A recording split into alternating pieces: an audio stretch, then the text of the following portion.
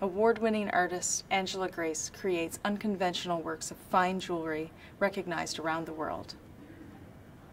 To make jewelry around 2006, I took a workshop at the Nova Scotia Designer Craft Council, or the Centre for Craft and Design.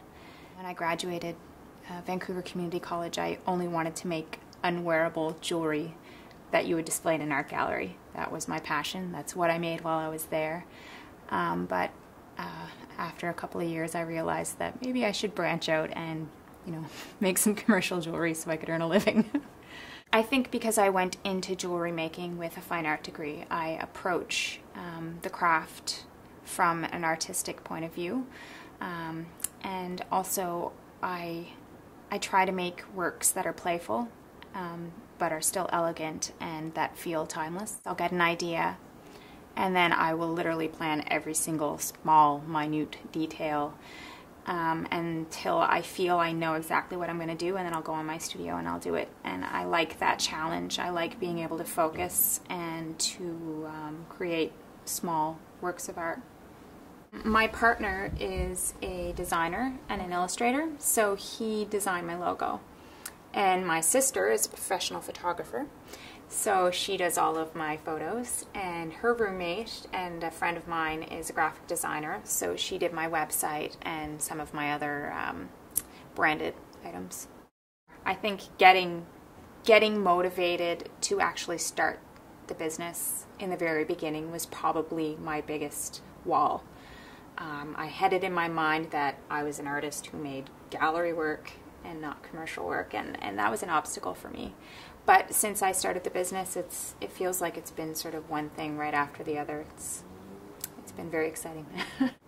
I was asked to take part in a celebrity gift lounge back in May at the Cannes Film Festival in Cannes, France. I was a little bit wary at first. It's a huge investment. It requires a large investment of time as well as cash. And that could be a hurdle for many people, myself included.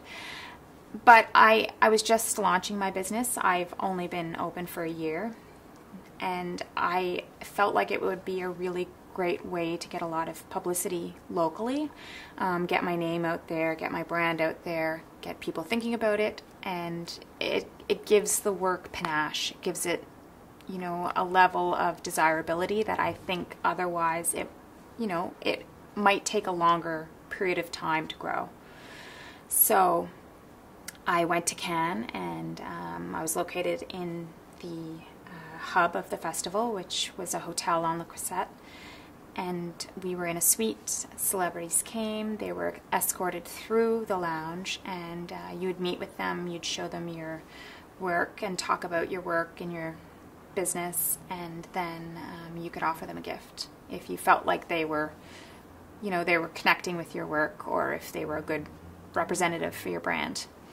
And then you would get photographs taken with them and with your work that you could use at a later date for your own marketing purposes. I had no idea what was actually involved in running a small business in terms of workload and learning curve. So CEED has been a big help for me that way, because I've been able to take a lot of workshops and brainstorm with like-minded individuals to, learn how to wear all those hats. Research as much as you possibly can, because there's a lot to know. There are incredible resources on the internet and in the library and here at CEED and in your local business people. And network, because making contacts is just as important, if not more important, especially in Nova Scotia. Word of mouth is a big thing here. And be prepared to work very hard. But it's satisfying too. I'm starting to branch out nationally. I have a trip planned in January to meet with retailers in Toronto, Ottawa, and Montreal. I've been in contact with people in Europe that I met while I was there for the Cannes Film Festival, and people in LA. So exporting a little bit, and getting my work across the country is sort of my next move.